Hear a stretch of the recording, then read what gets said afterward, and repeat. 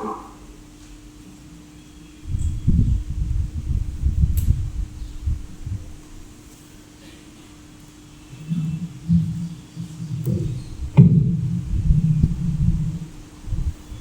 Morning. ઈશ્વર પિતાનો પુષ્કળ આભાર માનીએ છીએ સુંદર સવારને માટે. નવો દિવસ નવી કૃપામાં તાજગી અને તંદુરસ્તીની સાથે આપણને આપ્યો અને સારા તાજા તંદુરસ્ત ઉઠાડ્યા.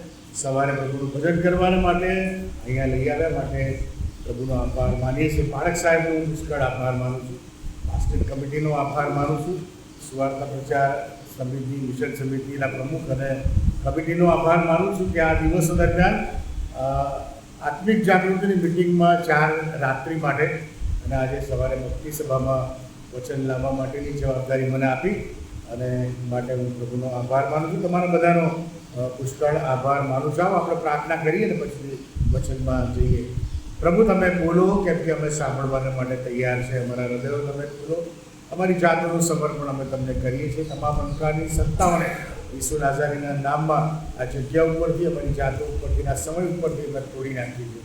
પ્રભુ તમે અગુવાઈ કરો. હું જબળ પાત્રને તમારા હાથમાં સોંપું છું.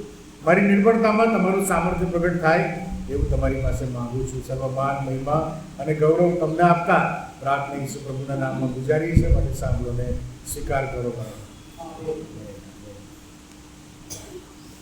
4 દિવસ 4 રાત્રિઓ પ્રભુના વચનો શીખ્યા અને જે મુદ્રાલેખ હતો એ તો દેવ આત્મા છે અને જેઓ તેને ભજે છે તેમણે આત્માથી અને સત્યતાથી દેવનું ભજન કરવું જોઈએ. એ બાબત વિશે બહુ ઊંડાણમાં આપણે શીખ્યા. અને જે પહેલો દિવસ હતો એ તો worship the God, walk with the God અને વર્ક ફોર ગોડ. એટલા માટે ઈશ્વરની ભક્તિ કરો, ઈશ્વરની સંગાતે, દેવની સંગાતે ચાલો અને દેવના કામ કરો. આ પહેલો દિવસે શીખ્યા હતા. બીજો જે દિવસ હતો એ વર્શિપ એટલે કે ભક્તિ અને પ્રેઝ એટલે કે સ્તુતિ આરાધના અને થેન્ક્સ ગિવિંગ એટલે કે આભાર સ્તુતિ. આ ત્રણેય બાબતો અલગ અલગ છે પણ એ વર્શિપના ઇન્ગ્રેડિયન્ટ્સ છે. એ બાબતો વિશે શીખ્યા હતા. ત્રીજા દિવસે આત્મિક દુશ્મનો વિશ્વાસીના કયા કયા છે એ બાબતે બહુ ઊંડાણથી જોયું હતું. ગઈકાલે શત્રુની કાર્ય પદ્ધતિ કે શૈતાન શત્રુ આપણી સાથે કેવી રીતે વ્યવહાર કરે છે આપણને ફસાવાના માટે. અને અત્યારે આજે જે આપણે શીખવાના છે એ તો વર્શિપના ઇન્ગ્રેડિયન્ટ્સ, એના ઘટકો. બિરયાની બનાવીએ તો એના ઇન્ગ્રેડિયન્ટ્સ હોય હે ને. ચોખા જોઈએ, ચિકન કે મટન જોઈએ, એને તેજાના ભરી મસાલા, ડુંગળી અને બધી બાબતો જોઈએ. એમાંથી કંઈક ઓછું હોય તો તકલીફ પડે. ગાજરનો હલવો બનાવવો હોય અને ગાજર જ ના હોય તો તકલીફ હે ને. એટલે ગાજર જોઈએ, દૂધ જોઈએ, માવો જોઈએ, ખાંડ જોઈએ, કાજુ, બદામ, પિસ્તા હે ને. આ બધું જોઈએ. આ બધા ઇન્ગ્રેડિયન્ટ્સ છે. એટલે તમારે વર્શિપ કરવી હોય તો તમારે એ વર્શિપના ઇન્ગ્રેડિયન્ટ્સ તમને આવડવા જોઈએ. આપણે આટલા 4 દિવસ એ વર્શિપના મૂળ તત્વો જોયા અને આજે આપણે જે ઇન્ગ્રેડિયન્ટ્સ જોવાના છે, 4 ઇન્ગ્રેડિયન્ટ્સ એના જોવાના છે. એના વગર વર્શિપ અશક્ય છે. વર્શિપ શક્ય જ નથી. એ 4માંથી એક પણ તમે લેસ કર્યું તો મજા ના આવે. એટલે આટલા દિવસ આપણે જે બાબતો જોઈ એ દરેક બાબતોમાં, જેમ કે હમણાં મેં તમને કીધું કે બિરયાનીમાં મીઠું નાખવાનું ભૂલી જાઓ કે ગાજરના હલવામાં સુગર નાખવાનું ભૂલી જાઓ તો એનો કોઈ મતલબ નથી. અને એટલા માટે આજે જે આપણે શીખવાના છે એ મીઠું છે અથવા તો શુગર છે. આ 4 દિવસ શીખ્યા એમાં જો આજની બાબતમાંથી કોઈ રહી જાય તો પછી કોઈ મતલબ નથી એને. એટલે યોહાનની સુવાર્તા 4 અધ્યાય 23-24 કલમમાં આ પ્રમાણે લખ્યું છે કે પણ એવી વેળ આવે છે અને હાલ આવી છે કે જ્યારે ખરા ભજનારા એટલે કે ટ્રુ વર્શિપર આત્માથી તથા સત્યતાથી બાપનું ભજન કરશે.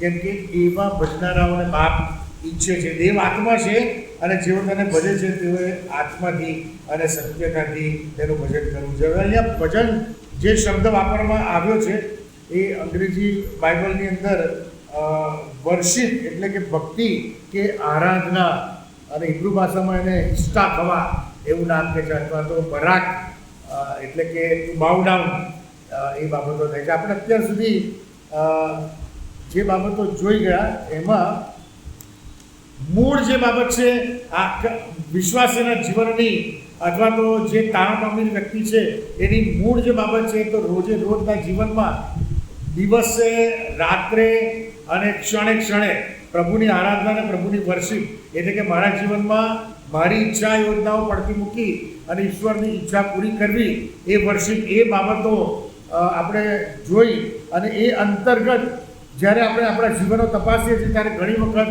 આપણે એવું માલુમ પડે છે કે ઈશ્વર પાસે આપણે માગણીઓ કરતા હોઈએ છીએ. એને સ્તુતિ આરાધના અને પ્રભુની એડોરેશન અથવા તો એકનોલેજમેન્ટ અથવા તો પ્રભુના નામને મહિમા આપવો એના કરતાં આપણે મારા કુટુંબને સંભાળજે, મને સંભાળજે, મારા સગાને સંભાળજે, સારી તંદુરસ્તી આપજે, આ આપજે, પેલું આપજે, ફલાણું આપજે, નોકરી આપજે, બાળકોને બધું આપજે. પણ હું પ્રભુને શું આપીશ એ બાબતો આપણે વિચારતા નથી. અને પ્રભુ આપણી પાસે પણ કંઈક માંગતા હોય છે. ખબર છે પ્રભુ આપણી પાસે શું માંગે છે? ઘણી બધી કલમોમાં બાઇબલમાં એ બાબત લખી છે કે પ્રભુ આપણી પાસે શું માંગે છે. અને એક કલમમાં તો બહુ સ્પષ્ટપણે બહુ ચોખ્ખું લખેલું છે. જો મીખા પ્રભુનું પુસ્તકનો 6 અધ્યાયના 8મી કલમ, એમાં પ્રભુ કહે છે, હે મનુષ્ય, સારું શું છે તે તેણે તને બતાવ્યું છે. ન્યાયપણાથી વર્તવું, દયાભાવ રાખવો તથા તારા દેવની સાથે નમ્રતાથી ચાલવું, એ સિવાય યહોવા તારી પાસે બીજું શું માંગે છે? પ્રભુ અહીંયા આગળ આપણી પાસે કેટલીક બાબતો માંગે છે. સારું શું છે તે તેને બતાવ્યું છે. સાચા ખોટાની પરખ એ ઈશ્વરે આપણને બતાવી છે. અને એટલા માટે કહે છે કે ન્યાયપણાથી વર્તવું, એ આપણે જે કરવાનું છે ને એ બાબત પ્રભુ કહે છે કે હું તારી પાસે શું માગું છું, તો કહે છે તું ન્યાયપણાથી વર્ત. આ તારે તારા માટે કરવાનું છે. પછી બીજું શું કહે છે? દયાભાવ રાખ. દયાભાવ બીજાઓમાં પર રાખવાનો છે. અને એટલે પહેલે મારે ન્યાયપણાથી વર્તવું મારા માટે કરવાનું છે, અને દયાભાવ રાખવાનો છે બીજાઓ માટે, દયાભાવ રાખવાનો છે. અને પછી ત્રીજી બાબત કહે છે કે તારા દેવની સાથે નમ્રતાથી ચાલવું, એટલે કે આપણા ઈશ્વરને નમ્રતાથી ચાલવું, તેને માન આપવું, એને રેફરન્સ આપવું, તેનું સન્માન જાળવવું, તેને પ્રેમ કરવો, એટલે કે ઈશ્વર માટે કંઈક કરવાની બાબત છે. પહેલી બાબત કહે છે કે તું તારા માટે કર. શું કર? તો કે ન્યાયપણાથી ને સત્યતાથી ચાલ. બીજું, બીજાઓને માટે કર. શું કર? તો કે બીજાઓની સાથે દયાભાવથી ચાલ. અને ત્રીજું, મારા માટે કર. પ્રભુ એવું કહે છે. શું કર? તો કહે છે કે મારું માન સન્માન રાખ, મારું રેફરન્સ જાળવ, મારી પર પ્રેમ કર. અને એ બાબત આપણે જોવાના છે કે ઈશ્વર પર પ્રેમ કરવો હોય અથવા તો ઈશ્વરનું સન્માન જાળવવું હોય તો આપણે શું કરવું પડે અથવા તો શું કરવું જોઈએ. યશાયા 43:7 આપણને જે પ્રભુએ શાના માટે ઉત્પન્ન કર્યા છે તો કહે છે કે જે સર્વને મારું નામ આપેલું છે ને જેને મેં મારા મહિમાને અર્થે ઉત્પન્ન કર્યો છે તેને લાવ. જો મેં તેને બનાવ્યો, હા, મેં તેને પેદા કર્યો છે. પ્રભુ કહે છે કે મેં મારા મહિમાને માટે, એટલે તું મને મહિમા, મને રેફરન્સ આપ, મને માન આપ. અને એ પ્રમાણે યશાયા 43:21 કહે છે કે મેં આ લોકને મારા પોતાના મહિમાને માટે બનાવ્યા છે, તેઓ મારી સ્તુતિ ગાશે. એટલે ઈશ્વર તમારી પાસે કશું જ માંગતો નથી, પણ સત્યતા, ન્યાયપણું, બીજાઓ માટેનો દયાભાવ અને પોતાના માટે એ માન, સન્માન, એટલે કે રેફરન્સ, એ બાબતો પ્રભુ આપણી પાસે માગે છે. અને પ્રભુને જ્યારે પ્રેમ કરવો હોય તો તમારે અને મારે અમુક બાબતો કરવી પડે. પ્રભુની જ્યારે વર્શિપ, પ્રભુ કહે છે કે મારા મહિમા એટલે મારી ભક્તિ કર. આપણો જે મુદ્રાલેખ છે એ કે આત્માથી ને સત્યતાથી દેવની ભક્તિ કરવી, દેવની વર્શિપ કરવી. અને જો દેવની વર્શિપ કરવી હોય તો 4 ઘટકો, 4 ઇન્ગ્રીડિયન્ટ્સ આજે આપણે શીખવાના છે. અને એ 4 ઇન્ગ્રીડિયન્ટ્સ વગર ઈશ્વરની ભક્તિ, ઈશ્વરની સ્તુતિ, ઈશ્વરની આરાધના એ અશક્ય બાબતો છે. અને એમાં જે પહેલી બાબત છે એ તો છે લવ, પ્રેમ. પ્રેમ એ લાગણી છે, એ ફિલિંગ્સ છે. આપણે આ પાછલા દિવસોમાં ફિલિંગ્સ વિશે ગઈકાલે બહુ ડિટેલમાં જોઈ ગયા હતા. સાયન્ટિફિક રીતે આપણે જોયું હતું, વૈજ્ઞાનિક રીતે ઈશ્વરની ભક્તિ કેવી રીતે કરાય અને આપણા માનસિક રીતે અંદર શું થાય છે એ બધી બાબતો આપણે કાલે સાયન્ટિફિક રીતે જોઈ હતી. એટલે ઈશ્વરની વર્શિપ કરવા માટેનું પહેલું જે ઘટક છે, ઇન્ગ્રીડિયન્ટ છે, તો જે લાગણી, પ્રેમ, ઈશ્વર પ્રત્યેનો પ્રેમ. અને ઈશ્વર જો આપણને ઈશ્વર પ્રત્યે કોઈ પણ વ્યક્તિ પ્રત્યે જ્યારે આપણને પ્રેમ ના હોય તો એ વ્યક્તિનું સારું આપણે બોલી શકીએ નહીં. એટલે એ વ્યક્તિને પ્રત્યે આપણને હૃદયની અંદર લાગણી ના હોય તો આપણે એને એવું ના કહી શકીએ કે હું તને પ્રેમ કરું છું. અને એટલા માટે પ્રભુને વર્શિપ કરવા માટે પહેલામાં પહેલું ઇન્ગ્રીડિયન્ટ્સ હું તમને પહેલાં ઇન્ગ્રીડિયન્ટ્સ કહી દઈશ અને પછી આપણે એને કલમોમાં ઢાળી અને એને જોવા માંગીએ એનું ડિટેલ આપણે જોઈશું. એટલે પહેલાં પહેલી બાબત તો પ્રેમ છે. બીજી બાબત છે રેવરન્સ અને માન. કોઈ વ્યક્તિ પ્રત્યે તમને માન સન્માન ના હોય તો તમે એનું એડોરેશન કરી. ઈશ્વર પ્રત્યે જો તમને રેવરન્સ નથી, તમને માન નથી અને પછી એમ કહો છો કે ઈશ્વરની ભક્તિ કરું છું, તો એ ભક્તિ ફક્ત હોઠોની હશે. એ એટલે ઈશ્વર પ્રત્યે તમારે રેફરન્સ માન નહીં તો પ્રભુ કહેશે કે તમે ફક્ત મને હોઠોથી માન આપો છો પણ તમારા હૃદય તો મારાથી વેગળા છે. અને એટલા માટે you can not worship without love and you can not worship God without reference માન. અને ત્રીજું ઘટક જે છે, ત્રીજો જે નિયમ છે એ તો સેક્રિફાઈસ, બલિદાન. ઈશ્વરની વર્શિપ કરવી હોય તો તમારે કંઈક જતું કરવું પડે, એની માટે બલિદાન આપવું પડે, તમારી ઈચ્છાઓનું બલિદાન આપવું પડે. અમુક બાબતો તમને ગમતી હોય પણ ઈશ્વરને ના ગમતી હોય તો એવી બાબતોનું તમારે બલિદાન આપવું પડે.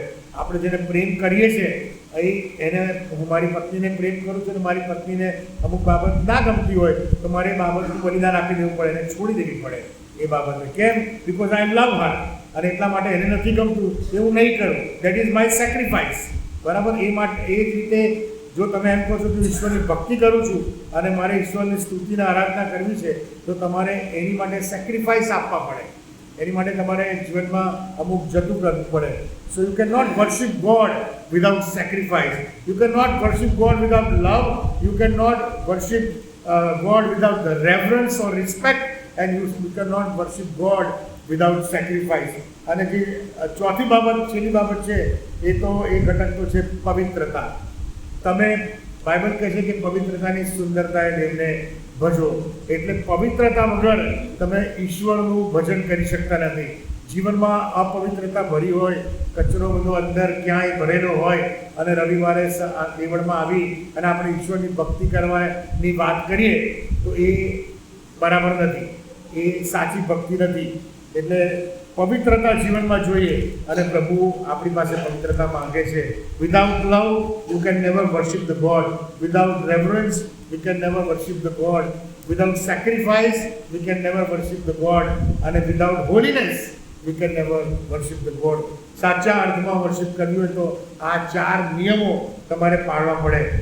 વાજિંત્રો વાગતા હોય ને દેવળમાં આવીને હાલેલુયા હોસાના ગીતોથી કરી હા એ આપણી લાગણીઓને ઉત્તેજિત કરે છે, આપણે આપણા મનથી ફોરા થઈએ છીએ, એ બધી બાબતો બરાબર છે.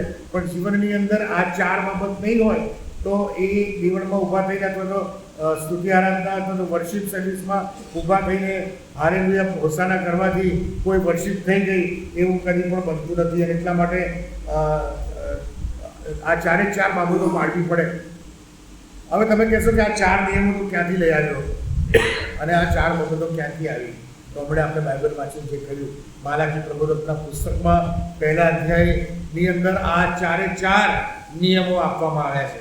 એને પ્રેમ અને રિસ્પેક્ટ, રેફરન્સ અને સેક્રિફાઈસ અને પવિત્રતા.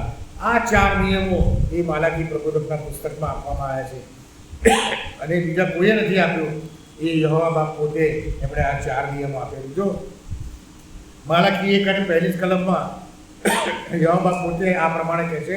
ઇસ્રાયલ કહે છે કે માલાકી 1 અને 1 કલમમાં લખ્યું છે, માલાકી દ્વારા ઇસ્રાયલને પ્રગટ કરવામાં આવેલી યહોવાના વચનરૂપી દેવવાણી. હે ને, યહોવા પોતે એને પ્રોક્લેમ કરે છે. અને જો કાઢો મારી સાથે, અને ત્યાં આગળ શું કહે છે? 1 કલમમાં, બીજી કલમ કહે છે, યહોવા કહે છે કે મેં તમારા પર પ્રીતિ રાખી છે, તેમ છતાં તમે મને પૂછો છો કે કઈ બાબતમાં તે અમારા પર પ્રીતિ રાખી છે. પ્રભુ ઇસ્રાયલ પ્રજાને પૂછે છે કે મેં તમારી પર આટલો બધો પ્રેમ કર્યો. ઇમોશન્સ, ફિલિંગ્સ, લાગણીની વાત અહીં આગળ પ્રભુ કહે છે. યહોવા ઇસ્રાયલ પ્રજાને કહે છે કે મેં તને પ્રેમ કર્યો અને તું મને કહે છે કે I have loved you says the Lord, yet you say in which way have you loved us.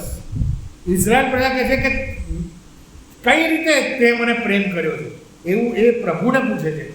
Israel પ્રજા એ તો આડી અને હઠીલી પ્રજા હતી અને પ્રભુએ બહુ બધી બાબતોમાં એમનો પ્રેમ દર્શાવ્યો, એમને એમની ભૂલો માફ કરી અને પ્રભુનો આક્રોશ ઇઝરાયલ પ્રજા માટે પ્રેમ માટેની જે છે ને, હઝકેલ પ્રબોધકના પુસ્તકને તેનો 16મો અધ્યાય જો તમે વાંચો ને તો સાહેબ રૂવાડા ઊભા થઈ જાય, એવી બાબતો ત્યાં આગળ લખવામાં આવી છે.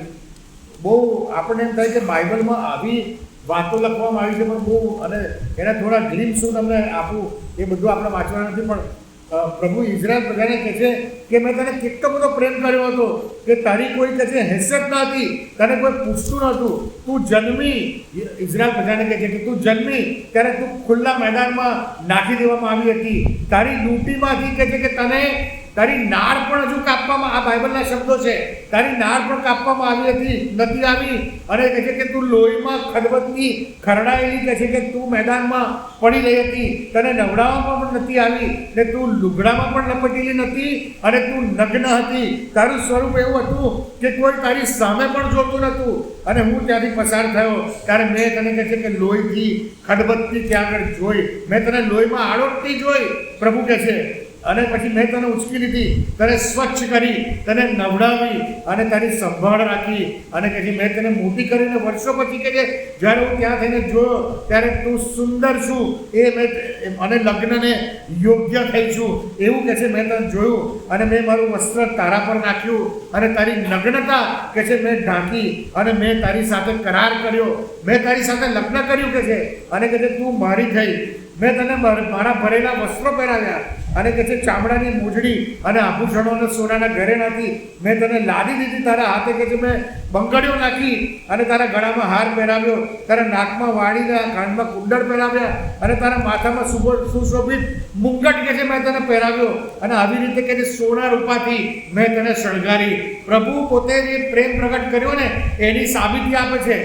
અને આજે પ્રભુ તમને ને મને એના પ્રેમની સાબિતી આપે અને છતાંય આપણે એમ કહીએ કે પ્રભુ તે મને કઈ રીતે પ્રેમ કર્યો છે, ત્યારે આપણને શરમ હોવી જોઈએ. અહીંયા પ્રભુના હૃદયનો આક્રોશ છે અને કહે છે કે તું અતિશય સુંદર થઈ અને તું આબાદ થઈ અને તારી સુંદરતાનો પ્રતાપ કે છે એ તું એટલી વિસ્તૃત થઈને સુંદરતાની પરિપૂર્ણ થઈ અને કહે છે કે તારી કીર્તિ આખા જગતમાં ફેલાઈ અને તું કહે છે કે તારી કીર્તિના લીધે તું વ્યભિચારિણી થઈ. અને પછી ત્યાં આગળ બહુ બધી ભયંકર બાબતો લખી છે. એ ઇઝરાયલ કહે છે કે તું તો, આ બાઇબલના શબ્દો છે, તું તો કહે છે કે વેશ્યા કરતાં પણ ડાઉન થઈ ગઈ. વેશ્યા તો પોતાની સાથે સુવા માટે પૈસા આપે છે, પણ લોકોને તું તારી સાથે સુવા માટે પૈસા આપતી હતી કે છે. એટલે હદ સુધી આ બાઇબલના શબ્દો છે, એટલે હદ સુધી માણસ ઈશ્વરને પ્રેમ કરવાનું ભૂલી જાય છે ત્યારે ઈશ્વરના હૃદયના આક્રોશો આની અંદર આપેલા છે. તમે કોઈ વાર જઈને હઝકેલ પ્રબોધકને 16મો અધ્યાય વાંચજો, બહુ ભયંકર બાબતો લખવામાં આવી છે સાહેબ. આપણે જીવનની ક્ષણે ક્ષણે જ્યારે જુઠ્ઠાણા, ચોરીઓ, વ્યભિચારો, માનસિક ને શારીરિક અને જે દ્વેષભાવ, વેરભાવ, અદેખાઈ, પક્ષાપક્ષી આ બધી બાબતો રાખી કરીએ છીએ ને ત્યારે બીજી એનો પેસિવ અર્થ એવો થાય છે કે આપણે ઈશ્વરને પ્રેમ નથી કરતા, આપણે ઈશ્વરને નકારીએ છીએ અને ઈશ્વરના હૃદયની અંદર એ દુઃખ થાય છે. આ બધી દુઃખ ભરેલી બાબતો ઈશ્વરે લખી છે. I have loved you yet you say in which way you have loved me. મેં તને પ્રેમ કર્યો છે છતાં પણ તું એમ કહે છે કે કઈ રીતે પ્રભુ તે અમને પ્રેમ કર્યો. લાગણી જ ના હોય તો પ્રેમ કરી શકાય, પ્રેમ જ ના હોય તો વર્શિપ કરી શકાય, ઈશ્વરની ભક્તિ કરી શકાય નહીં. અને એટલા માટે પ્રભુએ આપણા માટે જો આ જે બાબત મેં તમને કીધી ઇઝરાયલ પ્રજાની, એ તો યહોવા બાપે પોતાનો એકાકી દીકરો આપી દીધો એના પહેલાંની બાબતો છે. જો પ્રભુ એકાએક એકનો એક દીકરો આપ્યા પહેલાં આટલો બધો દુઃખી થતો હોય તો ઈશ્વરે પોતાનો એકાકી જનિત દીકરો આપી દીધો એ પછી જ્યારે આપણે આવું કરીએ તો પ્રભુ કેટલો દુઃખી થાય. પ્રભુ ઈસુ ખ્રિસ્ત દેવ હોવા છતાં એમણે દેવ સમાન હોવાનું પકડી ના રાખ્યું, એ પછી પણ જો આપણે એને પ્રેમ ના કરીએ તો એને કેટલો બધો દુઃખ થાય. અને એટલા માટે યોહાન 14:15 સ્પષ્ટપણે લખ્યું છે કે જો તમે મારા પર પ્રેમ રાખો છો તો તમે મારી આજ્ઞાઓ પાળશો. આપણે ઈશ્વરને આપણો પ્રેમ પ્રગટ કરવો હોય તો એની આજ્ઞાઓ પાડવી પડે. અને એટલા માટે આપણે જો પ્રેઝ ધ લોર્ડ ને હાલેલુયા કરી અને દેવળમાં ભક્તિને સ્તુતિ આરાધના કરતા હોય, પણ મારા અંગત જીવનની અંદર જો હું ઈશ્વરની આજ્ઞાઓ ક્ષણે ક્ષણે પડે જો હું નથી પાડતો તો હું ઈશ્વરને ચીડવું છું, હું એને પ્રેમ નથી કરતો. અને બાઇબલ સ્પષ્ટપણે કહે છે કે જે મારી આજ્ઞા પાડતો નથી તે મને પ્રેમ કરતો નથી, અને જે પ્રેમ કરતો નથી તો તમારી સેવા, તમારી વર્શિપ એ નકામી છે. અને જ્યારે અત્યારે હું જે તમે કહીને કહું છું, પણ એ પહેલે મને એપ્લાય થાય છે. હું મારી જાત પર એ લઉં છું કે હું ઈશ્વરને જો પ્રેમ નથી કરતો તો પછીથી હું તમને કહું ને એનો કોઈ મતલબ નથી રહેતો.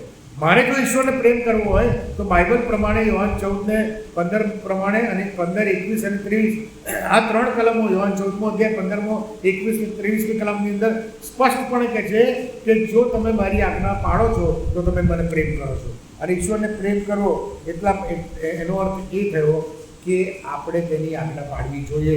અને જો પ્રેમ કરીએ છીએ તો જ આપણે તેની વર્શિપ કરવાને માટે, તેની ભક્તિ કરવાને માટે આપણે લાયક છે. ઈશ્વરને ભક્તિ કરવી હોય તો તમે ગઈકાલે આપણે શીખ્યા કે માણસ જે છે ને એ 3 પરિમાણમાં બનેલું છે. આપણું કોન્સ્ટિટ્યુશન એ 3 પરિમાણનું છે, એટલે કે શરીર, પ્રાણ અને આત્મા. આ 3 બાબતના આપણે બનેલા છે. એટલે 3 બાબતથી જ્યારે આપણે પ્રભુની ભક્તિ કરીએ, શરીરથી, પ્રાણથી એટલે કે મનથી અને આપણા આત્માથી, ત્યારે જ આપણે ઈશ્વરની ભક્તિ ખરા અર્થમાં કરી એવું કહેવાય. અને આ 3 બાબતો ઈશ્વરની ભક્તિ કરવા માટેની જે છે ને એ 3 બાબતો એક અધ્યાયની અંદર આપેલી છે. અને બાઇબલની અંદર ખબર છે કોઈને એ અધ્યાય કયો કે જેમાં 3 બાબતો આપી દો કે તમારો કન્ફ્યુઝન હું ઇઝી કરું. બાઇબલની પહેલી મોટી આજ્ઞા કઈ? એક જ. હું 10 આજ્ઞામાંની વાત નથી કરતો. 10 આજ્ઞામાં પણ પહેલી આજ્ઞા એક જ દેવને માનવું એવું બાઇબલમાં ક્યાંય નથી લખી. અને એક જ દેવને માનવો એનો અર્થ એવો થયો કે તમારી પાસે બહુ બધા દેવના ઓપ્શન્સ છે. You have plenty of gods અને એમાંથી કોઈ બી એક જ દેવને માનો. હે ને? બાઇબલમાં ક્યાં એવું નથી લખ્યું કે એક જ દેવને માનો. આ શૈતાનનો ભરમાટો છે. જો મને કોઈ શોધીને બતાવે ને કે બાઇબલમાં એક જ દેવને માનવું એવું લખેલું છે તો વચન આપવાનું બંધ કરી દઈશ. નિર્ગમનનું પુસ્તકને 20મો અધ્યાય જો તમે કાઢો, નિર્ગમન 20, આ સમજવું બહુ જરૂરી છે. શૈતાન છે ને આપણને ઈશ્વરના વચનોની અહેમિયત, એનો ઇમ્પોર્ટન્સ એ ચોરી લે છે અને બહુ ઇઝી બાબતો આપણને બતાવી દે છે. પણ જે ઇમ્પોર્ટન્સ પ્રભુ બતાવે છે ને એ પકડીને લેવાનું. બાઇબલમાં ક્યાંય એક જ દેવને માનવું એવું લખ્યું નથી. જો 20મો અધ્યાય અને પહેલી કલમથી હું વાંચું છું. અને દેવે, નિર્ગમન 20 અને પહેલી કલમ, અને દેવે આ સર્વ વચનો બોલતા કહ્યું કે મિસર દેશમાંથી એટલે ગુલામીના ઘરમાંથી તને કાઢી લાવનાર તારો દેવ યહોવા હું છું. મારા સિવાય તારે કોઈ અન્ય દેવ ના હોય. આ પહેલી આજ્ઞા છે. યહોવા સિવાય મારે કોઈ અન્ય દેવ ના હોય. આ પહેલી આજ્ઞા છે. તમે એમ કહો કે પહેલી આજ્ઞા એટલે એક જ દેવને માનવો, અને તમે એમ કહો પહેલી આજ્ઞા યહોવા સિવાય મારે કોઈ અન્ય દેવ ના હોય. એમાં સામર્થ્ય શામાં છે? એક જ દેવને માનવામાં બહુ ટિકિટ ઇઝી થઈ જાય. પણ જ્યારે તમે એમ કહો ને કે યહોવા સિવાય મારે કોઈ અન્ય દેવ ના હોય, એની તાકાત જબરદસ્ત. એટલે શૈતાને આપણને ભરમાવે છે.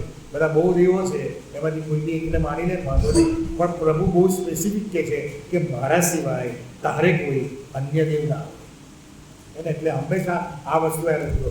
હવે બાઇબલની મોટી આજ્ઞા, પહેલી આજ્ઞા, મોટી આજ્ઞા પર આપણે આવીએ. હે ને? 10 આજ્ઞાની જો તમને આજ્ઞાઓ જ ખબર ના હોય કે બાઇબલની સૌથી મોટી આજ્ઞા પહેલી કઈ છે, તો પછી આપણે શું આજ્ઞા પાડવાના હતા? અને શું આજ્ઞા ના પાડતા હોય તો આપણે શું ઈશ્વરને પ્રેમ કરવાના હતા? અને જો પ્રેમ જ ના કરી શકતા હોય ખરા અર્થમાં તો શું ઈશ્વરની વર્શિપ કરવાના હતા? શું ઈશ્વરની ભક્તિ કરવાના હતા? એટલા માટે આ બધી બાબતો શીખવી બહુ જરૂરી છે. આ 4 દિવસો દરમિયાન જે લોકો આવ્યા છે એમને આત્મિક ફાયદો જબરદસ્ત થયો છે. કારણ કે બહુ ઊંડાણથી, બહુ ગહેરાઈથી આપણે વર્શિપ કેવી રીતે કરવી, આત્માથી અને સત્યતાથી આપણે બોલી જઈએ છીએ. તમારી જેટલી ઉંમર હશે ને એટલી વાર એનાથી 1000 વાર તમે સાંભળ્યું હશે કે આત્માથી સત્યતાથી ભજન કરવું. પણ આત્માથી કેવી રીતે ભજન કરવું એ કદી ખબર છે એનો અર્થ? સત્યતાથી ભજન કરવું એટલે શું, એ કદી અર્થ ખબર છે એનો? આ 4 દિવસ દરમિયાન બહુ ડીપમાં આપણે બાબત શીખ્યા છે કે આત્માથી ભજવું જેટલું આવ્યા છે એમને ખબર છે કે આપણે એ શીખ્યા છે. બાઇબલની સૌથી પહેલી અને સૌથી મોટી આજ્ઞા માર્ટીન લખેલી સુવાર્તા 22મો અધ્યાય અને 36મી કલમમાં ત્યાં આગળ ફરોશીઓ આવે છે અને એમ પ્રભુને પૂછે છે કે ઉપદેશક નિયમશાસ્ત્રમાં સૌથી મોટી આજ્ઞા કઈ છે? 37 ત્યારે તેને કહ્યું કે પ્રભુ તારા દેવ પર તું તારા પૂરા હૃદયથી ને પૂરા તારા જીવથી ને તારા પૂરા મનથી પ્રીતિ કર. પહેલી ને મોટી આજ્ઞા એ છે અને બીજી આજ્ઞા એના જેવી, એટલે જેવી પોતા પર તેવી તારા પડોશી પર તું પ્રીતિ કર. આ 2 આજ્ઞા આખા નિયમશાસ્ત્ર તથા પ્રબોધકોનો પાયો છે. હવે અહીંયા આગળ જે લખ્યું છે સમજો, મેં તમને કીધેલું કે ઈશ્વર પર પ્રેમ કરવો એટલે આપણા પૂરા અસ્તિત્વથી એની આજ્ઞાઓ પાડે, એની પર પ્રેમ કરવો. આપણું અસ્તિત્વ એટલે શરીર, પ્રાણ અને આત્મા. હવે અહીંયા આગળ આ 3 બાબત લખવામાં આવી છે. 37મી કલમમાં કહે છે કે પ્રભુ તારા દેવ પર તું તારા પૂરા હૃદયથી પ્રેમ કર. હૃદય, જો માણસને સમજો કિડની ફેલ થઈ જાય તો તરત મરી જશે? નહીં મળે. ડાયાલિસિસ પર જશે, થોડોક સમય એને મળશે, કદાચ કિડની રિવાઇવ થઈ જાય હે ને, એટલે થોડોક સમય તો મળશે. લીવર ફેલ થઈ જાય તો પણ એને થોડોક સમય મળશે. ફેફસામાં કામ ના કરે, પાણી ભરાય તો પણ એને થોડોક સમય મળશે. પણ હાર્ટ ફેલ થઈ જાય, હૃદય ફેલ થઈ જાય તો ઇમિડિયેટ મરી જશે. એટલે હૃદય જે છે એ બહુ ઇમ્પોર્ટન્ટ શરીરની અંદર એ અવયવ છે. એટલે અહીંયા જે હૃદય છે એને આપણે શરીરની ઉપમા આપીશું. તારા પૂરા હૃદયથી એટલે તારા પૂરા શરીરથી, એટલે કે ફિઝિકલી તું તારા દેવ પર પ્રીતિ કર. જો ઈશ્વર પર પ્રેમ કરવાની વાત છે, આપણે વર્શિપના ઇન્ગ્રીડિયન્ટ શીખી રહ્યા છે. તમે કન્ફ્યુઝ ના થાવ એટલે હું તમને ફરી રિકોલ કર્યા કરું છું. વર્શિપ કેવી રીતે સાચા અર્થમાં કરવી એના 4 ઇન્ગ્રીડિયન્ટ. એમાં પહેલું પ્રેમ છે. પ્રેમ તમારે તમારા આખા અસ્તિત્વથી કરવું પડે, એટલે શરીર, પ્રાણ અને આત્માથી કરવું પડે. ફિઝિકલી, ઇન્ટેલેક્ચ્યુઅલી અને સ્પિરિચ્યુઅલી આ 3 રીતે તમારે ઈશ્વરને પ્રેમ કરવો પડે. અને એટલે શરીરની ઉપમા છે. એટલે પહેલે ફિઝિકલી ઈશ્વરને પ્રેમ કરવો એટલે તમારું શરીર એ પવિત્ર આત્માનું મંદિર છે. એને વ્યભિચારથી અભડાવવાનું નહીં, એને વ્યસનોથી અભડાવવાનું નહીં. નહીં ધોઈને પફ, પાવડર, ક્રીમ, સેન્ટ બેન્ડ લગાડીને દેવળમાં આવવાથી શરીરથી પ્રભુની ભક્તિ કરી ના કહેવાય. બરાબર છે? પણ આપણા શરીરમાં જે મલિનતાઓ છે, એટલે કે વ્યભિચારો અને વ્યસનો અને બધી બાબતો છે, એ કાઢીને શરીર શુદ્ધ રાખવાનું ઈશ્વરનું મંદિર છે. અને એટલા માટે કહે છે કે તારા શરીરથી તું પ્રેમ કર. અને પછી અહીંયા આગળ કહે છે કે તારા જીવથી, એટલે કે એને આપણે આત્માની ઉપમા આપીએ, સ્પિરિટની ઉપમા આપીએ. એટલે કે સ્પિરિચ્યુઅલી, પહેલે ફિઝિકલી પછી સ્પિરિચ્યુઅલી, અને પછી કહે છે કે તારા પૂરા મનથી, એટલે સમજી વિચારીને. આપણે ગઈકાલે મન વિશે બહુ ડિટેલમાં જોઈ ગયા છે. એટલે સમજી વિચારીને, પોતાની ઈચ્છાથી, સ્વેચ્છાથી પસંદ કરીને, એટલે કે ઇન્ટેલેક્ચ્યુઅલી, ફિઝિકલી, સ્પિરિચ્યુઅલી અને ઇન્ટેલેક્ચ્યુઅલી 3 બાબત મળીને તમે ઈશ્વર ઉપર પ્રેમ કરો. એટલે તમારા દેહમાં પણ ઈશ્વરની આજ્ઞાઓ માનો, તમારા મનમાં પણ ઈશ્વરની આજ્ઞાઓ માનો અને તમારા આત્મામાં પણ ઈશ્વરની આજ્ઞાઓ માનો.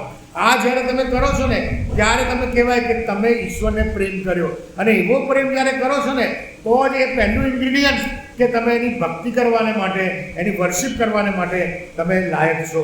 એટલે કે પહેલી બાબત જે છે એ તો પ્રેમ છે. અને હવે બીજી બાબત આપણે જોઈએ. પ્રભુને પ્રેમ કરવા માટેની જે બીજી બાબત છે એ છે રેવરન્સ. એ તો છે માન. અને માલાકી પ્રબોધકનું પુસ્તક અને 6ઠ્ઠી કલમમાંથી કહે છે, મારા નામનો તિરસ્કાર કરનાર યાજકો સૈન્યોનો દેવ યહોવા તમને પૂછે છે કે પુત્ર પોતાના પિતાને ને ચાકર પોતાના ધણીને માન આપે છે, ત્યારે જો હું પિતા હોઉં તો મારું સન્માન ક્યાં છે? અને જો હું ધણી હોઉં તો મારો ડર ક્યાં છે? તમે પૂછો છો કે કઈ બાબતમાં અમે તારા નામનું અપમાન કર્યું? તમે મારી વેદી પર અપવિત્ર અન્ન ચડાવો છો, તેમ છતાં તમે પૂછો છો કે અમે કેવી રીતે તારા નામનું અપમાન કર્યું છે? યહોવાની મેજ તિરસ્કાર પાત્ર છે એવું કહી અને તમે અપમાન કર્યું છે. વળી તમે આંધળા જાનવરનું બલિદાન આપો છો ને વળી કહો છો કે એમાં કંઈ ખોટું નથી. તમે લંગડા અને રોગિષ્ઠ જાનવરનું બલિદાન આપો છો ને વળી કહો છો કે એમાં કંઈ ખોટું નથી. ત્યારે મારું તારા સુબાને એવા જાનવરની તું ભેટ કર, તેથી તે તારા પર પ્રસન્ન થશે, અથવા શું તે તારો સત્કાર કરશે? એમ સૈન્યોનો દેવ યહોવા કહે છે. અહીંયા પ્રભુ પોતાને માન આપવા બાબતે અહીંયા બહુ આક્રોશથી પ્રભુ અહીંયા આગળ કહી રહ્યો છે કે મારું માન ક્યાં છે. આપણે જ્યારે પાપ કરીએ છીએ ને ત્યારે આ બાબત હંમેશા યાદ રાખવાની કે પ્રભુનું માન આપણે જાળવતા નથી. એક બાઇબલમાં કલમ છે કે છે કે મૂર્ખે પોતાના મનમાં ધાર્યું કે દેવ છે જ નહીં. આપણે જાન્યુઆરીના 12મી તારીખે મેં મારા ચર્ચમાં આ કલમ પર વચન આપ્યું હતું કે મૂર્ખે પોતાના મનમાં ધાર્યું કે દેવ છે જ નહીં. એનો અર્થ કે આ કોઈ નાસ્તિક માણસની વાત નથી કે નાસ્તિક માણસ એવું કહે છે કે દેવ નથી, કોઈ એથિસ્ટની વાત નથી. પણ જ્યારે આપણે પાપ કરીએ છીએ ને ત્યારે આપણા મનની અંદર આપણે સંતાઈને મોબાઈલમાં પોર્નોગ્રાફી જોઈએ છે, અથવા તો કોઈ ખૂણામાં બેસીને ગંદુ કામ કરીએ છીએ, અથવા તો કોઈ રૂમની અંદર વિચાર કરીએ છીએ કે એવી કોઈ પ્રપંચો કરીએ છીએ ને ત્યારે આપણે આપણા મનમાં એવું માની લઈએ છીએ કે મને કોઈ જોતું નથી, ઇવન દેવ પણ જોતો નથી. મૂર્ખે પોતાના મનમાં ધાર્યું કે દેવ છે જ નહીં અને એટલે પાપ કર્યા કરે છે, એટલે દેવનું અપમાન થાય છે. અહીંયા આગળ કહે છે કે તમે કહે છે કે લૂલું, લંગડું અને રોગિષ્ઠ એવા કહે છે કે તમે મારી આગળ બલિદાન લાવો છો અને પછી તમે એમ કહો છો કે મેં તારું અપમાન ક્યાં કર્યું. આપણે પ્રભુને શું આપીએ છીએ? આપણા જીવનો કેવા છે? આપણા જીવનો શું રોગિષ્ઠ છે? આપણા જીવનો શું એ લૂલા લંગડા છે પાપની અંદર? આપણા જીવનો શું એ વ્યસનોની અંદર આંધળા થઈ ગયેલા છે? અને પ્રભુ કહે છે કે તમે એવું બલિદાન મને આપો છો. When I am a father, where is my respect? And when I am a master, where is my fear? જો હું બાપ છું તો મારું માન ક્યાં છે? અને જો હું માલિક છું તો મારો ભય ક્યાં છે? મારો ડર ક્યાં છે? પ્રભુ આપણને એ બાબત કહે છે. અને નીતિવચન 9 અને 10 કહે છે કે યહોવાનો ભય એ જ્ઞાનનો આરંભ છે. પવિત્રતા એ બહુ મોટી બાબત છે. અને નીતિવચન 8 અને 13 કહે છે કે દુષ્ટતાથી દૂર રહેવું એ જ યહોવાનો ભય છે. જો આપણે ઈશ્વરને માન આપતા હોય, ઈશ્વરને રેફરન્સ આપતા હોય તો દુષ્ટતાથી દૂર રહેવું. નીતિવચન 16 અને 6 કહે છે કે યહોવાના ભયથી માણસો દુષ્ટતાથી દૂર થાય છે. અને જીવનમાં જ્યારે યહોવાનો ભય એટલે યહોવાનું રિસ્પેક્ટ, એનું રેફરન્સ જ્યારે આપણે રાખીશું ને, અને રિસ્પેક્ટ ને રેફરન્સ જ્યારે રાખીએ ને એનો અર્થ એવો થયો કે આપણે એને પ્રેમ કરીએ છીએ. જે માણસ કોઈને પ્રેમ કરતો હોય અને પછી એનું અપમાન જ કર્યા કરે તો એનો પ્રેમ ક્વેશ્ચનેબલ છે, એને પ્રેમ કરતો નથી. જે માણસ પ્રેમ કરે છે ને એ વ્યક્તિનું અપમાન નહીં કરે, એનું માન સન્માન જાળવશે. અને એટલા માટે પતિ પત્નીઓ અને બાળકો અને મા બાપો જ્યારે તમે આપણે એકબીજાને એમ કહે છે કે હું તને પ્રેમ કરું છું પણ આપણે એકબીજાનું અપમાન કરીએ છીએ તો એ પ્રેમ ક્વેશ્ચનેબલ છે. You can not insult someone to whom you love. જેને તમે પ્રેમ કરો છો એને તમે ઉતારી ના પાડી શકો. પ્રભુ કહે છે કે where is my love and where is my respect. મારો પ્રેમ ક્યાં છે અને મારું રેફરન્સ ક્યાં છે, મારો રિસ્પેક્ટ ક્યાં છે? અને જે ત્રીજી બાબત જે છે એ તો છે સેક્રિફાઈસ, બલિદાન. સેક્રિફાઈસ આપ્યા વગર, બલિદાન આપ્યા વગર તમે પ્રભુની વર્શિપ કરી શકતા નથી. 13મી કલમ માલાકી 1લો અધ્યાય 13મી અને 14મી કલમમાં કહે છે વળી તમે કહો છો કે જુઓ એ તો કેટલું બધું કંટાળો આપનારું છે. સૈન્યોનો દેવ એવો કહે છે કે તમે તેની સામે છીક્યા છો અને તમે જોર જુલમથી પડાવી લીધેલા લંગડા તથા માદા પશુને લઈને આવીને તેનું બલિદાન આપો છો. એવા અર્પણ તમે લાવો છો. શું હું તમારા હાથથી એવાનો અંગીકાર કરું? એમ યહોવા કહે છે.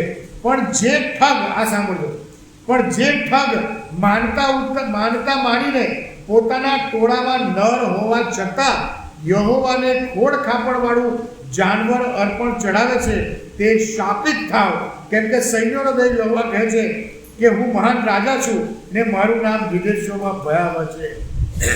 કહે છે કે જે ઠગ તમે અને હું મારી પાસે સારામાં સારી બાબત જે છે એ સારી બાબત હું યહોવાને આપતો નથી. મારી સારી બાબતનું સેક્રિફાઈસ મારે પ્રભુને કરવાનું છે. ટોળામાં નર છે કે છે પુષ્ટ તંદુરસ્ત નર બલિદાન છે, નર એવો ગોધો છે, છતાં પણ તમે જોર જોરથી પડાવી લાયેલા માદા અને રોગી જાનવરો પ્રભુ કહે છે મને ચડાવો છો, અને you are not giving sacrifice. તમે સારું અને ઉત્તમ બલિદાન નથી આપતા. If you want to worship the God you have to give sacrifice. તમારા જીવનની અંદર તમે તમારી ગમતી બાબતોનું તમારે સેક્રિફાઈસ ઈશ્વરને આપવું પડે. તમને જે ગમે છે એ બાબત તમારે છોડી દેવી પડે. ઉપવાસ શું છે? ઉપવાસ એ જ બાબત છે કે ઈશ્વરની હજુરમાં હું આ બાબત છોડી દઉં છું, હું મારા ખોરાકનો સેક્રિફાઈસ આપું છું કે પ્રભુ કોઈ પર્ટિક્યુલર કામને માટે આજે ઉપવાસ કરું છું, મને જે ગમે છે એ બાબત છોડી દઉં છું. ખોરાકને બાજુ પર રાખો. સપોઝ મોબાઈલ લઈ લો અથવા તમને કઈ વસ્તુ ગમે છે એ વસ્તુનો તમે સેક્રિફાઈસ આપો એક દિવસ માટે. એ બાબત એક દિવસ માટે હું મોબાઈલ ટચ નહીં કરું પ્રભુ, પણ હું તારા ચરણોમાં બેસીશ, વચનો વાંચીશ, ઘૂંટણે પડીશ, પ્રાર્થના કરીશ અને તારી હજુરમાં હું મારી જાતને સમર્પિત કરીશ. ક્યાં છે આવા જીવનો અત્યારે? મંડળીઓની અંદર, સમાજમાં, કુટુંબમાં, મારા અંગત જીવનમાં ક્યાં છે સેક્રિફાઈસ? ક્યાં છે આપણા બલિદાનો? બલિદાન વગર દેવને પ્રસન્ન કરવો એ અઘરું છે, એ તકલીફ છે. બલિદાનો એટલે કંઈ ગોધા બકરા અને એવા બલિદાનો નથી આપવાના, પણ આપણે આપણી બાબતો જે છે હૃદયમાં રહેલી એ બધી હૃદયની બાબતો જે આપણને ગમતી બાબતો છે એના બલિદાનો આપવાની જરૂર છે. જો લુકની લખેલી સુવાર્તા 14મો અધ્યાય ને 26-27 પ્રભુ શું કહે છે અહીંયા આગળ? લુકની લખેલી સુવાર્તા 14મો અધ્યાય 26-27 કહે છે કે જો કોઈ મારી પાસે આવે અને પોતાના બાપનો, માનો, પત્નીનો, છોકરાનો, ભાઈઓનો તથા બહેનોનો, આ પોતાના જીવનો પણ દ્વેષ ન કરે તો તે મારો શિષ્ય થઈ શકતો નથી. દ્વેષ કરવો એટલે બધાને ધિક્કારવું અને બાઇબલ લઈને ઘૂંટણે પડીને બેસી રહેવું એવું પ્રભુ નથી કહેતા. અહીંયા આગળ એવું કહે છે કે મને પ્રાયોરિટી આપો. પ્રભુ એવું કહે છે કે મને પ્રાધાન્ય આપો. તમારું કુટુંબ પછી આવશે, પહેલે હું આવીશ. તમે મને પ્રાયોરિટી આપશો તો હું તમને અને તમારા કુટુંબને પ્રાયોરિટી આપીશ. I will take care of that. અને 27મી કલમમાં કહે છે કે જે કોઈ પોતાનો વધસ્ત ઉંચકીને મારી પાછળ આવતો નથી તે મારો શિષ્ય થઈ શકતો નથી. આપણે આ 4 દિવસો દરમિયાન શીખ્યા વધસ્ત ઉંચકીને ચાલવું એટલે શું. ગેત્સેમાની વાડીમાં પ્રભુ જ્યારે એ કટોરો હાથમાં લઈને બેઠેલા બહુ સ્ટ્રેસમાં હતા. યહોવા બાપની ઈચ્છા એવી હતી કે પ્રભુ ઈસુ ખ્રિસ્ત આખા જગતના પાપને માટે વધસ્તંભે જડાઈ જાય, એક ક્રૂસ પર બલિદાન આપે, એ વધસ્તંભમાં જડાઈ જાય. પણ જ્યારે પ્રભુ ઈસુ ખ્રિસ્ત ઘૂંટણે પડે છે ત્યારે ભયંકર સ્ટ્રેસ, એ ચિંતા, અને ત્યારે પ્રભુને એક વાક્ય કહે છે કે પ્રભુ જો બની શકે તો આ પ્યાલો મારાથી દૂર કર. એ બહુ અઘરી બાબત હતી. આખા જગતના પાપ. આજે તમને હું તમને કોઈ એમ કે આખા જગતની અંદર જેટલા પણ રક્તપિત્યા છે એ રક્તપિત્યાના રોગ જગતમાંથી નાબૂદ થઈ જશે. તમારે ફક્ત એક જ કામ કરવાનું છે કે બધા રક્તપિત્યાના અંગોમાંથી જે પસ નીકળે છે એ પસ એક કટોરામાં ભેગું કરવાનું છે અને તમારે પી જવાનું છે. બસ આટલું જ તમે કરશો તો આ જગતમાંથી રક્તપિત્તનો રોગ જતો રહેશે. તમે પીશો એ પસ, એ રક્તપિત્યાના પત જેવા આપણા પાપોના પસ ઈસુ ખ્રિસ્તે વધસ્તંભ પર પીધા છે. અને એટલે એ બહુ ભયંકર બાબત હતી. એ પરસેવો લોહી થઈને આવી ગયો હતો. અને એટલે કહે છે કે પ્રભુ જો કહે છે કે બની શકે તો પ્યાલો દૂર કર. પણ પછી જે વાક્ય બોલે છે ને, અને એ કહે છે કે મારી ઈચ્છા નહીં પણ તારી ઈચ્છા પ્રમાણે. અને એ વધસ્તંભ દેવની ઈચ્છા શું હતી કે તું વધસ્તંભ પર ચડ. અને જ્યારે આપણા જીવનની અંદર આપણે આપણી ઈચ્છાઓ અને આપણી યોજનાઓ પડતી મૂકીએ છીએ, એના સેક્રિફાઈસ આપીએ છીએ અને આપણા જીવનમાં દેવની ઈચ્છા પૂરી કરીએ છીએ, એનો અર્થ એવો થયો કે આપણે આપણો વધસ્તંભ ઉચક્યો. That is sacrifice. એ બલિદાન છે. તમારી ઈચ્છાઓને, તમારી યોજનાઓને પ્રાધાન્ય આપવાનું બાજુ પર મૂકીને દેવની ઈચ્છાઓને, એમને પ્લાનિંગ છે જ્યારે તમે પ્રાધાન્ય આપો છો ત્યારે તમે સેક્રિફાઈસ આપ્યો કહેવાય. અને જો તમે એમ કહો છો કે ઈશ્વરની વર્શિપ કરું છું તો આ સેક્રિફાઈસ વગર એ વર્શિપ ઇમ્પોસિબલ છે. Without love, worship is impossible. Without reverence, worship is impossible. And without sacrifice, worship is impossible. અને હવે ચોથી અને છેલ્લી બાબત જે છે અને એ તો છે પવિત્રતા. પવિત્રતા વગર વર્શિપ ના થઈ શકે. Without holiness you can not worship the God. અને માલાકી પ્રબોધન પુસ્તકને 10મો પહેલો અધ્યાયને 10મી કલમ આગળ કહે છે. 10મી કલમમાં કહે છે, તમે પહેલે જો 7મી 8મી વાંચી હોય તો એમાં કહે છે લુલા, લંગડા, માદા, રોગિષ્ઠ આ બધું લાવીને વેદી પર ચડાવીને કહે છે વેદીને અપમાનિત કરી નાખી હતી. વેદી આજે દેવળો, મંદિરો આપણે જોઈએ છે તો આજે આપણા બિહેવિયરથી એને આપણા વર્તનોથી, સમાજની અંદર આપણા કૃત્યોથી અથવા તો એવી સિસ્ટમ આપણે જીવી રહ્યા છે, એવી મેથડ પ્રમાણે જીવી રહ્યા છે કે પ્રભુની વેદીનું આજે અપમાન થઈ રહ્યું છે, એની પવિત્રતા જળવાતી નથી. એવા મારા અને તમારા જીવનો થઈ ગયા છે કે પ્રભુની વેદીનું પવિત્રતા જળવાઈ શકાતી નથી. આજે તમે સમાજમાં જુઓ શું ચાલી રહ્યું છે, બધે શું કરવાનું છે, આત્માઓ જીતવાના છે અને આપણે શું કરી રહ્યા છીએ. પ્રભુની વેદીની આમન્યા જળવાતી નથી, પવિત્રતા જળવાતી નથી. અને એટલા માટે અહીંયા 10મી કલમમાં કહે છે, પ્રભુ કહે છે કે બારણા બંધ કરી દઈને તમને મારી વેદી ઉપર નિરર્થક અગ્નિ સળગાવવા ના દે એવો કોઈ નથી. કહે છે એવો જો તમારામાં કોઈ હોત તો કેવું સારું. મારી પવિત્રતા ઇન્ટેક રાખે, મંદિરના બારણા બંધ કરી દે અને કહે છે કે આવા અપવિત્ર લોકોને હું આ પુલપિટ પર, હું આ મંદિરમાં નહીં બેસવા દઉં. બારણા બંધ કરનારા કોઈ નથી, પવિત્રતા જાળવનાર કોઈ નથી.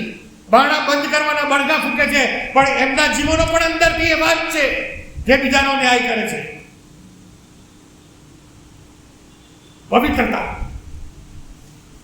અહીંયા પ્રભુ યહોવા કહે છે મારી વેદીના એન્ટ્રન્સના બારણા બંધ કરી દે એવો જો તમારામાં કોઈ હોત તો કેવું સારું.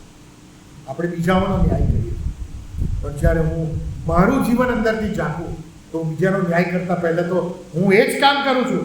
જેણે પાપ ના કર્યું એ પહેલો પથ્થર મારે.